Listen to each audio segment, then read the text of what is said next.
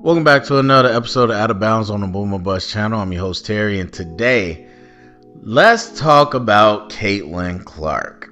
It is a lot of discourse happening, I think, about and around Caitlin Clark that has really started to grow and become interesting. So for me, I knew that I wanted to discuss this topic once I saw Caitlin Clark on Fox News. Not live being interviewed, but the discussion of Caitlin Clark. Maybe I should be more clear. And so as always, my gym, for whatever reason, they have Fox News on every TV just to kick the day off. I have no idea why. I complain about it in every survey they send us, because that's first of all, it doesn't make sense to have the same thing on every single TV, let alone Fox News at a gym, but whatever. So once I saw them talking about Caitlin Clark, that's when I knew this had reached that point. And I don't really have a good way to phrase it, but most people say when things become polarized or politicized, and I think that is true in the traditional sense of like either political outlets or political figures talking about things, but I also think it's more than just that in 2024. It is definitely a cultural thing. Everybody has outlets now. It ain't just the news discussing and giving opinions. People have podcasts, obviously social media, all those different things. So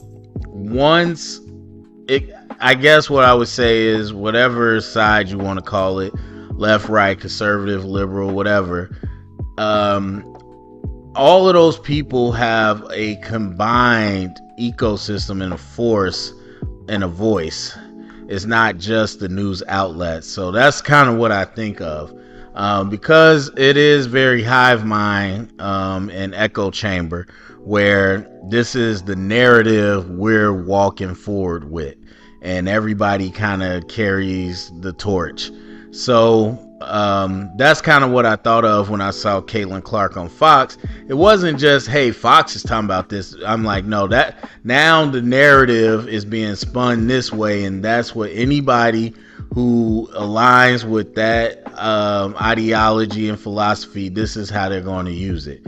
And I'm not going to be the one to equate Fox or Republicans with racists and all that, but a lot of people that like to push racist agendas a lot of times will align with some of those ideals and everything. And again, that's going to spew over into the comment sections on videos. That's going to spew over to discussions online, Twitter, tweets, posts. That's just because it's a bigger ecosystem than it was before. So anyway, that's when I knew that this topic was reaching that type of level, because number one, you got the WNBA, which in terms of popularity and kind of imprint on the culture was already in a place that has been discussed for a minute.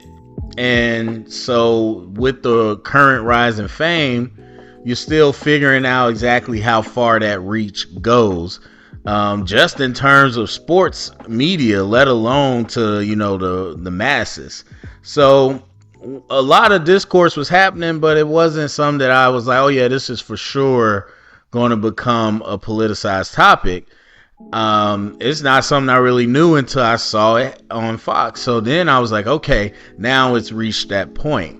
And it didn't have to reach that point for this to be an interesting discussion about the intersection of race and gender.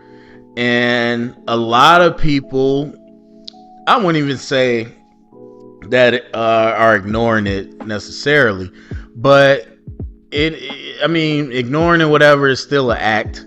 So it's the act of essentially what people do with colorblind racism.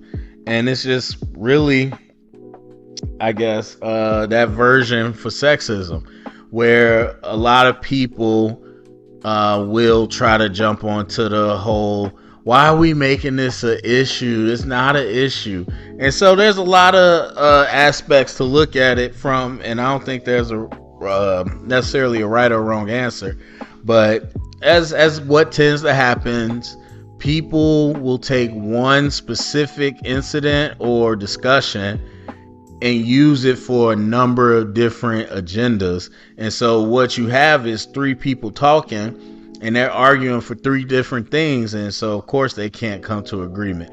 So what's happening when we talk about the WNBA and Caitlin Clark and everything? So let's take it from the WNBA perspective first.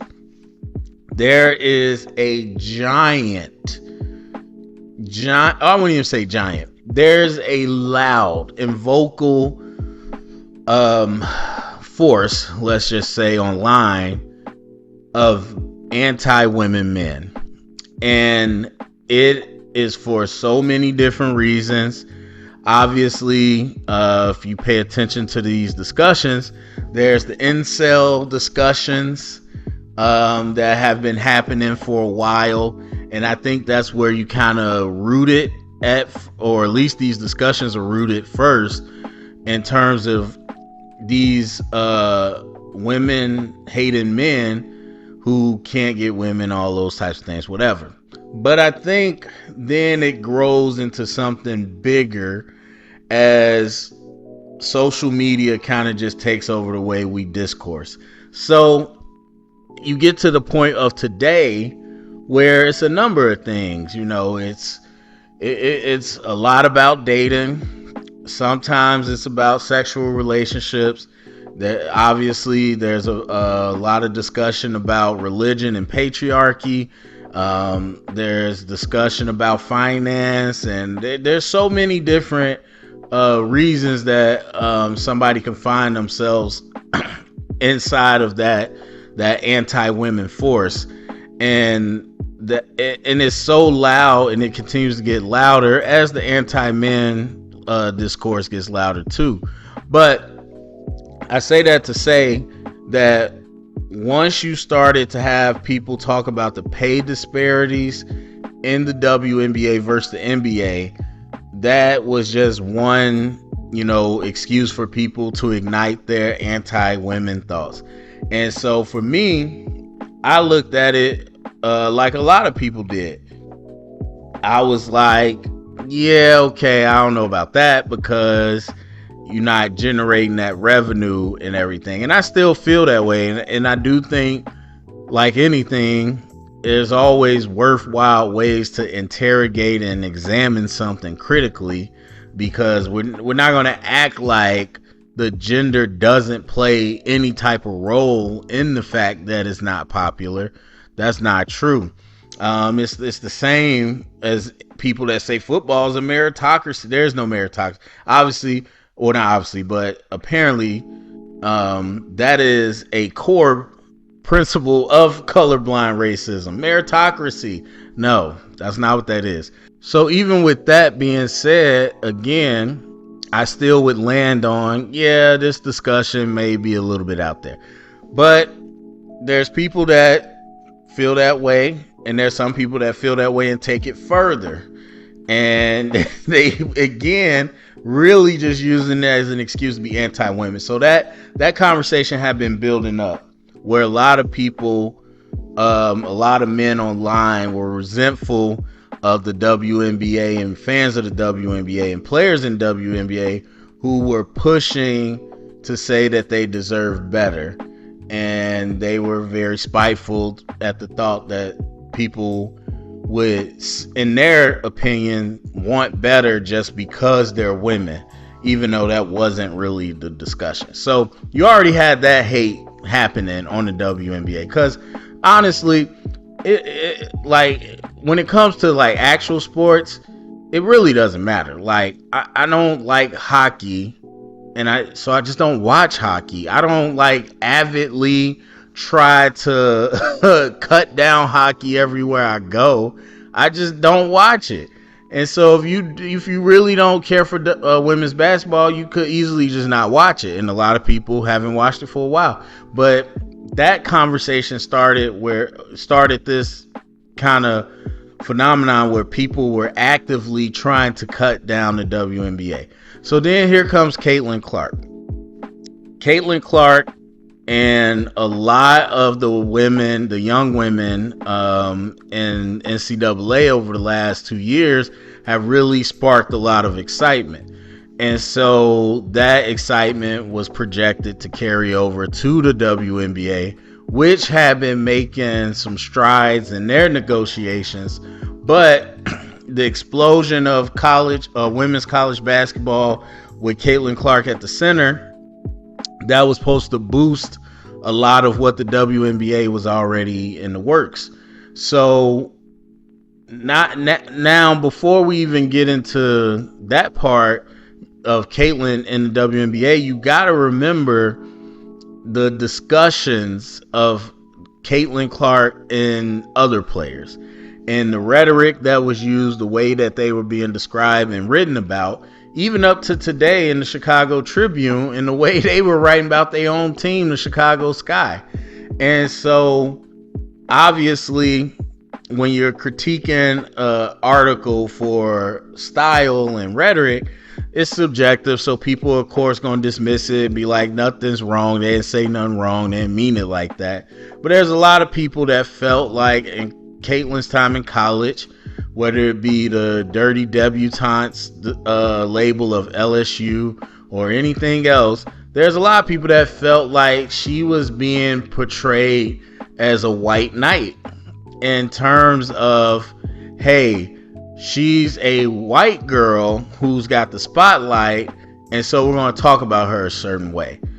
And that all that baggage comes into the WNBA. So now we got a mix of things where you have these people who are anti-women, don't want to see the WNBA prevail.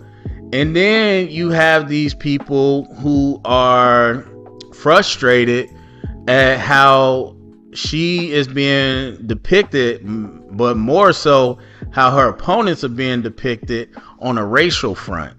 And obviously, if you know anything about WNBA or seen anything, there's plenty of white women in WNBA. This isn't a black hockey player or a superstar American white player in the NBA. This not that. There's a lot of white women in the WNBA who are stars and do pretty well. For some reason, what is it, Kelsey Plum, or I don't know how to pronounce it, but for some reason, a lot of people just did not want to recognize she was white, but she is, and she's one of the more popular out there. Obviously, Cameron Brink comes into the league, and you would think they would talk more about her, but either way, Caitlin Clark is the name. So she's not the first, but she's bringing in a different level of buzz. Like, it's 2024, because a lot of people will say, well, such and such played before Sue Storm, whatever, and it wasn't like this, or why is she so special? And it's not that she's necessarily better than all of them. She just had a different momentum. It's just, that's what 2024 is. That's what social media is free marketing. And it has the ability to galvanize attention in ways that you never could. So when you go from the tourney the March, or I don't think it's in March, but whenever their tournament is, and kind of the upswell that happened with her and Angel, and you carry that over a year and then into the league, she just has momentum and she has the moment. So we talked again, there's the gender piece, there's the race piece, then there's the real color that matters, the green, there's the money. And this isn't what a lot of people are talking about. So, and we'll circle back to this, but a lot of people are talking about jealousy and all that things when it comes to her coming into the league and getting some physical treatment. And For me, I think you look at any type of league, any type of sport. There's going to be dirty plays. There's going to be unnecessary plays. There's going to be dirty players, and that's what's going to happen. Are rookies? Are some people going to go out of their way to rough up a rookie? Yes. Is everyone going to do it? No. Are all rookies going to have hard moments? Yes. It's just the natural transition. But some people are feeling like, hey, there seems to be this weird jealousy going on, and they debate the merits of that and everything. What I will say is that Caitlyn being targeted is a little bit of a stretch for me. Her teammates not liking her, a little bit of a stretch for me. Unless they truly don't like her. Like, I don't know her, but I haven't heard anything along those lines. But what is not a stretch is that despite whatever notoriety they have now in the WNBA, despite the new flights they got, I guess charter, there you go, they're not commercial flights, which if you listen and do the research, that was already in negotiation long before Caitlin Clark. So that obviously everyone talks about it as if she showed up and said, give these women charter flights. And so that's part of it. But beyond all of that, you look at the deal she's signing. And if you're telling me, at least I wouldn't even say jealousy, but like a healthy competitiveness when it comes to financials isn't there, you're lying to yourself. I mean, look at the NFL. You saw, as we see, not much gets done for the players because they don't ask for anything in unison, and they can never come together on big issues. Guess what issue they came together on? A rookie scale.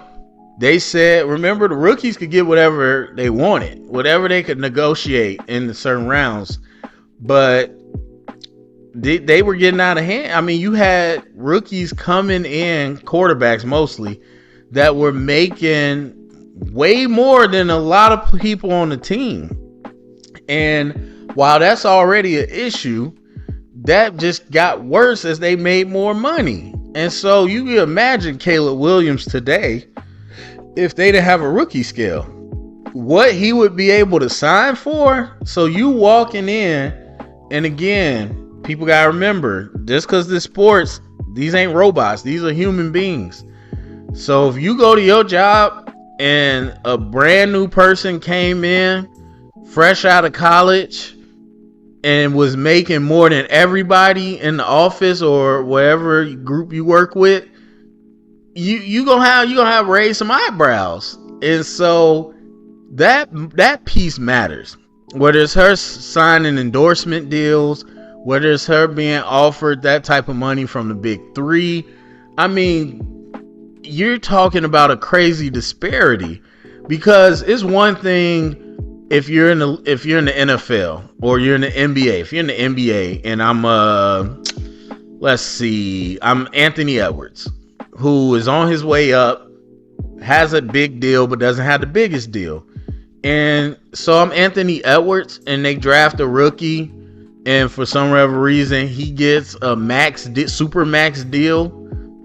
Like, obviously, I'm not poor at all, but hold on, why is he making more? Because that's the American capitalist mindset. We got to look at the money to see value. So it's like, why is he making more than me? So imagine now the WNBA, where they have to essentially do what the old NBA used to do. They got to work in the off season. Now, most of them play basketball, but still, you have to have two careers to make any decent money in the WNBA. Now, here comes this girl who's making millions from wherever the different places she getting it. That absolutely factors in on a competitive level. And so that, I think, automatically in addition to the discourse around her, as I said, the common person that knows a little bit about WNBA is going to tell you, oh, Caitlin Clark came in with the flights. She walked in, touched the planes, and it became a charter flight. And so they're making her out to be this savior and giving her credit for something that other people work to earn.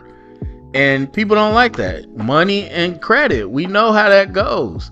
So the discourse, and Angel said it not too long ago. She said people are talking about like she saved basketball, or she's the only reason that basketball has any attention on it.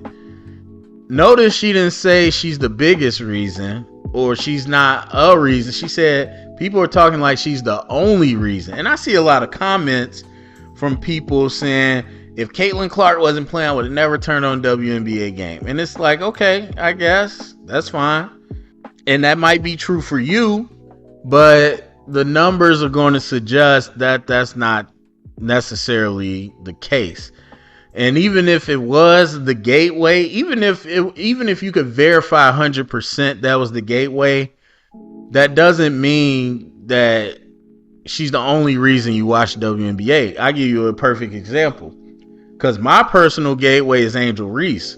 I wouldn't be watching none of this if Angel Reese didn't get drafted by the Sky. And I already knew of Angel Reese as a figure. So when she came to Chicago, I was like, oh man, because I'm Chicago all day. So I watched her, and in waiting for the other rookie, the higher drafted rookie, and waiting to see them together, in the meantime, I started catching other stuff. Now there's other factors. I've been to college women's basketball college games. I enjoy it. I've watched some WNBA games, like a handful before, so it's not like I've never seen it. Plus, it's basketball. And so I already had like an appreciation for them. But still, while waiting on the Sky games and different things, I start tuning into these other things, and then I start getting interested in other players. And then I realized a player that I really like from college got drafted. And so now that's another team that I'm watching. And Cameron Brink came up everywhere in social media, and I didn't even realize she was a basketball player. I thought she was like a Kardashian, not like an actual one, but in that world. And then I'm like, oh, okay. And I saw her with Steph. And so I was like, oh, and it just kind of kept going. So there's a number of personalities. There's a number of competition holding up this game. But the rhetoric is Caitlin Clark is the one that did it. So when you look at that from a competitive level, I definitely feel like there is a legitimate, I wouldn't even say legitimate discussion. I would say 100% truth that there are those feelings of resentment happening, not necessarily for the reasons that people paint though. So with that being said, you still got to look at it from the other lens. So now we got to look at it from the gender lens. And this is where a lot of the sports media issues are happening. And for the record, Stephen A. Smith, obviously, never going to hear this. Most people ain't going to listen to this. Such a, what's the word? I guess I'm tempted to use colorful language, but that don't really, that adds to the problem. He is so immature and so insecure to respond to Monica McNutt the way he did. It was ridiculous. And I've seen at this point a number of sports media talking heads get pushback. I won't even say called out. They get pushback and critique about how they discuss women's sports. And so for me, I respect those like a Shannon Sharp who had Monica come on to his club Shay Shay or Nightcap so that she could have an open forum to talk more. But then they can also ask questions about how to discuss this. And then I don't know who Pat McAfee talked to, But he said he had people offline talk to him about how to talk about women's sports, because it is a little different. And now here's where we really got to have an understanding. And it becomes so sad to me, and I've talked about this before. The intersection of race and gender is such a fertile ground for understanding that it disappoints me to see how many people can be so ignorant to issues that they themselves have to deal with on the other side. I think a lot about white women, and I think a lot about black men, because, and it's not only that, but those two in particular, and obviously a lot of the sports talking heads in the space are black men, and it is disappointing for you not to understand you can't talk about women in the same way that they talk about women themselves, and not be perceived in a certain way. And the excuses and the pushback sounds just like white people who don't understand why they can't talk about people of color in different cultures in a certain way, or ethnicities, I should say. Culture is totally different. So you can't, there's certain words, there's certain phrases, there's certain things that people have heightened sensitivity to, can't talk about in that way. I guess can't isn't the right word, but if you want to get your point across without it being perceived or interpreted incorrectly, those are some phrases you want to maneuver around. And some of these people are finding out the hard way, where you're talking sports, and this is a league you don't cover that often. So now that you're a talking head and they just expect you to talk, you're saying some stuff that does not align, may not even be true, because you have limited knowledge about the league. But then you're talking about these players in a way that you're used to talking about other players, and it doesn't necessarily go down like that. It doesn't go down like that from sport to sport. There's certain things you could say about basketball players that if you say about football players would be offensive. And it's the same when you're going from league to league, genders too. So for a lot of these female identifying sports media and players, they're talking about the discourse and the rhetoric that people are using to discuss this situation, and how it's demeaning and condescending to them. That, as I said, in every sport from league to league, you have dirty players. You have rough plays, you have accidents, you have rookies hitting the wall, figuratively, literally. And you have that all happen.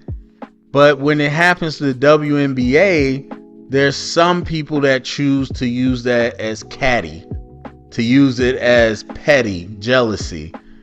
And so again, a healthy competitive fire in terms of trying to make more money than others or get the respect you deserve, that's going to be there in every sport, and that's fine. But to make it seem like, oh, well, this is just catty, this two women being catty, that is where a lot of people have an issue. And on top of that, like anything else, it's not necessarily these mainstream Stephen A people saying that. It's going to be those people on the fringes, those Jason Whitlocks, those weirdos that are out there saying divisive things. It's definitely going to be the average Joe on the internet who's anonymous saying terrible things. And anti-women men out there are going to amplify that. So when you, as somebody with a huge platform, says something that can be used as fuel for those discussions, people are going to see that as problematic.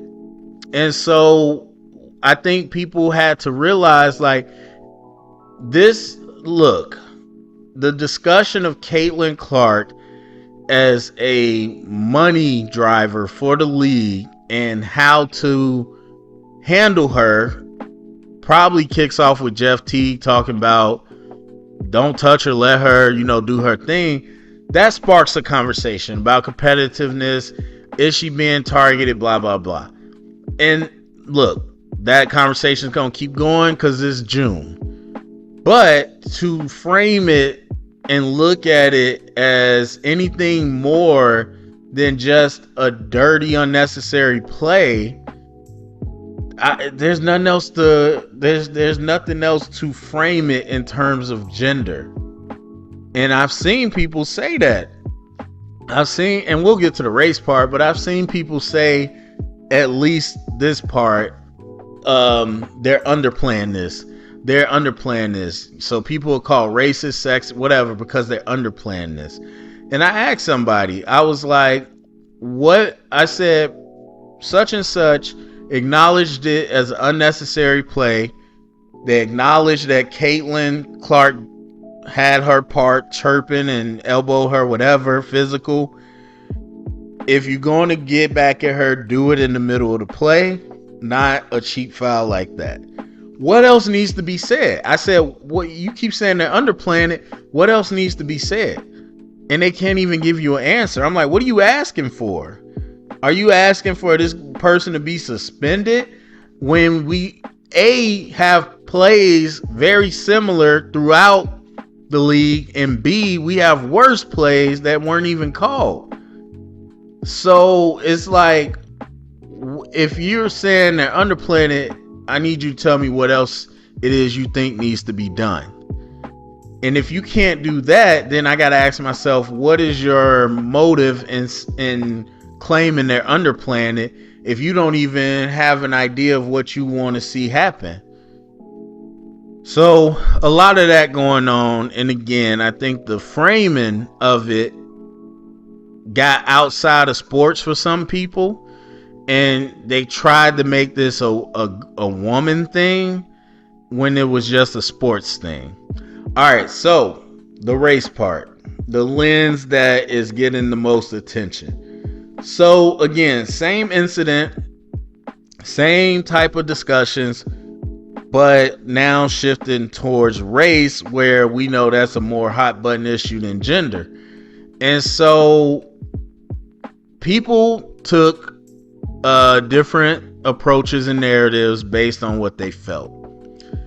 And again, I think this all strings back into the rhetoric of Caitlin Clark being this savior for the league. I won't even say, because I don't think anybody says she's the best player. I don't think anyone says she's going to dominate.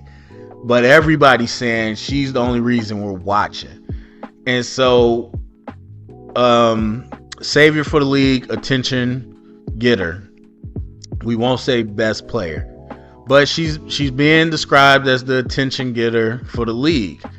And I think that first discussion we had about that part and the financials and the credit of it is what fuels either the support or the hate for her in these other areas.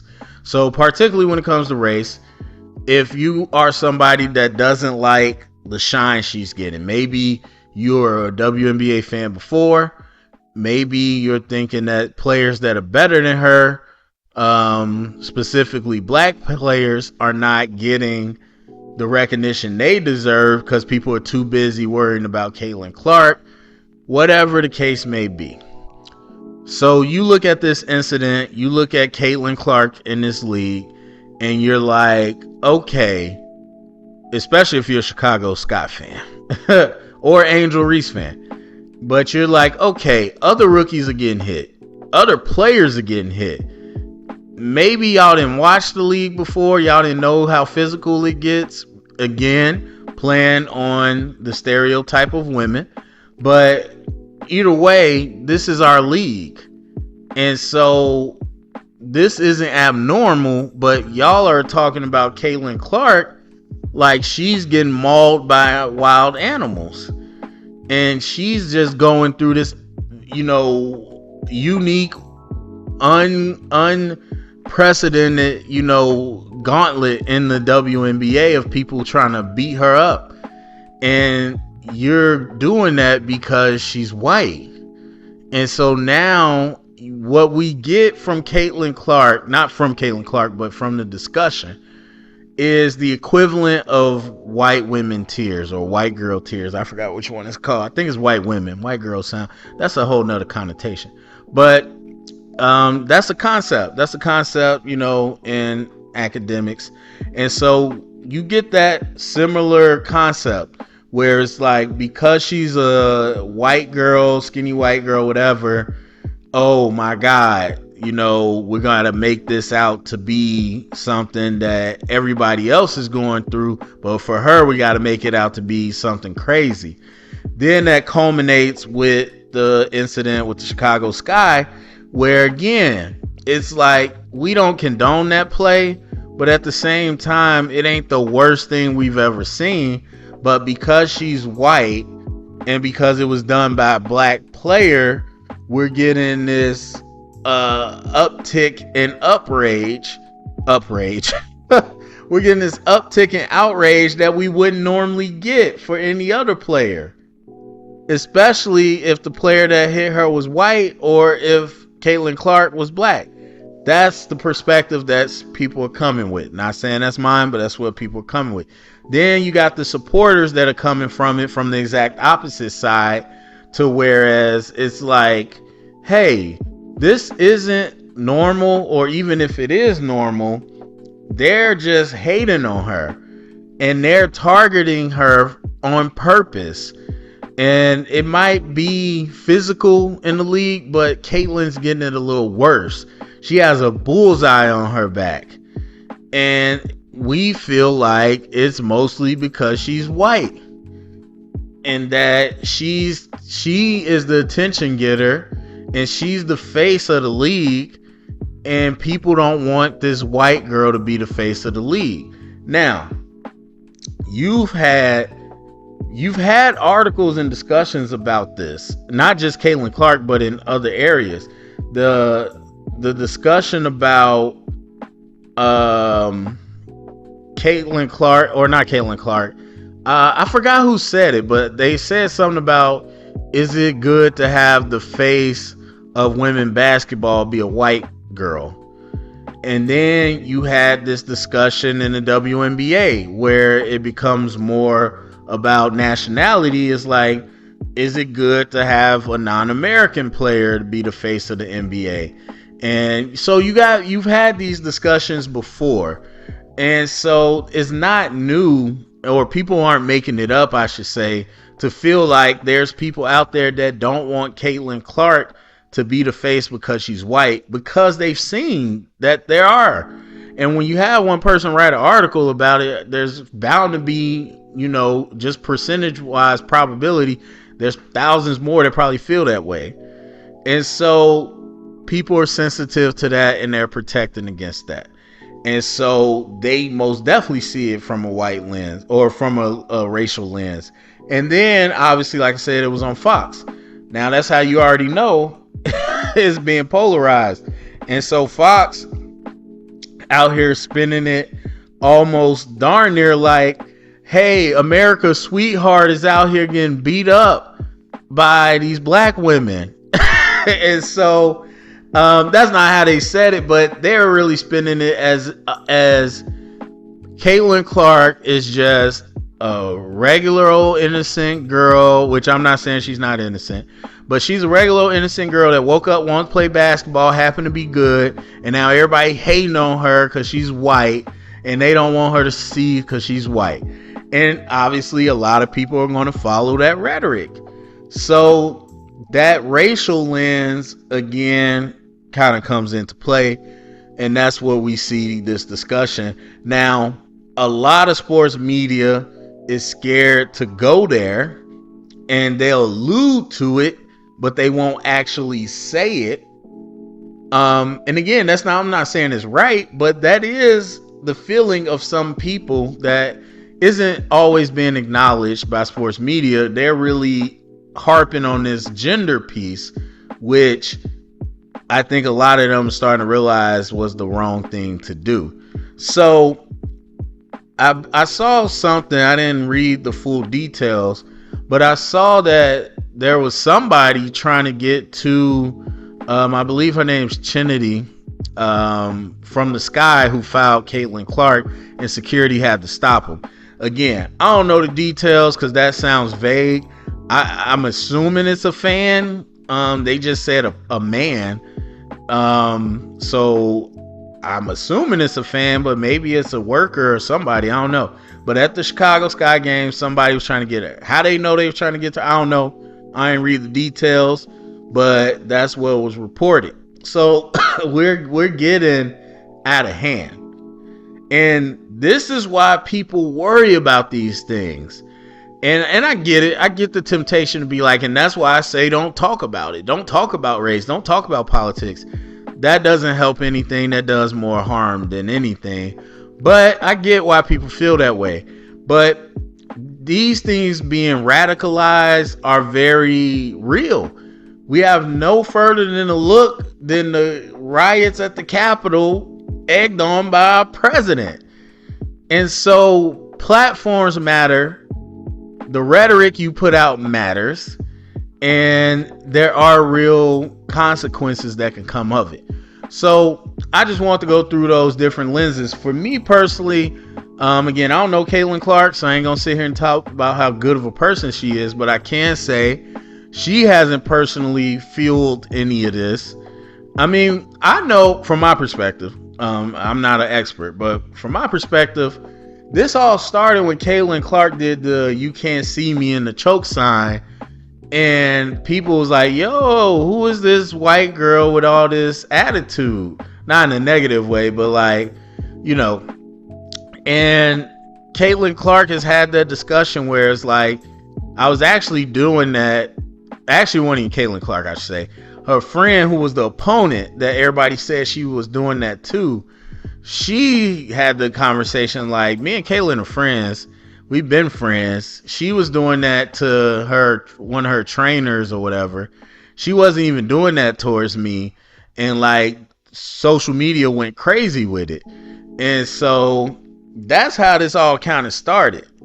And so that wasn't even Caitlin Clark trying to, be a personality. That's just what social media spun it into. And then the whole thing with her and Angel Reese. But like, again, for the most part, Caitlin Clark, like, I see her get hit. She looks around, and I get it. I'm not gonna lie. One of my like initial triggers is like, oh, white girl looking around like, oh my God. But I look at her, and you know what? I see LeBron. I see Steph. I see every NBA player. They all do that. Most players that play basketball, they do that today. And so, yes, you can have an initial response, but then you got to rationalize it and, come to peace with it. But some people don't. Some people just run with it. But for me, I'm like, Caitlin's not putting any fuel on this fire. Like, if they're going to offer the money, you're going to take the money. You're going to take the bag. If you are on a momentum, you're going to ride the wave.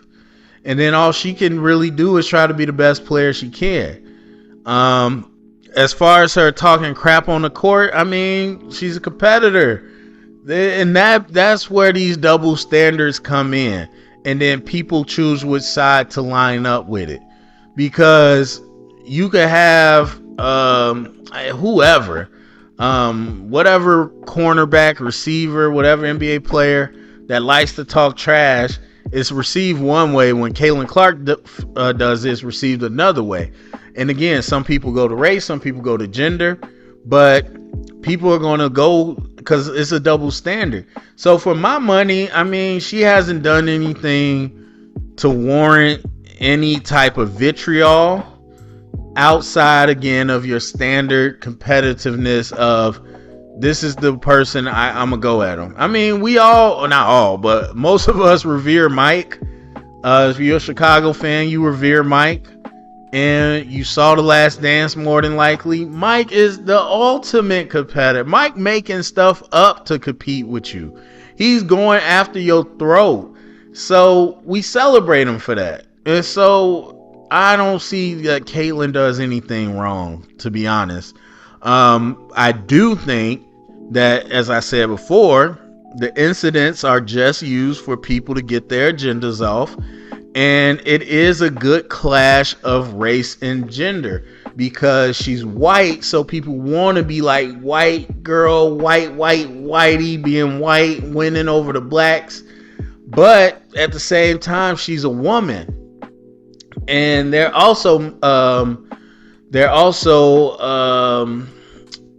I don't know, are women might, yeah, I don't know if there's less women, but they're most definitely a marginalized group in terms of, social capital and history. So that's what makes it interesting. And again, I think it's sad that we can't really take a look on the other side of race and gender and realize why things are so problematic. But anyway, I think I covered most of the basis from the conversations that I've seen.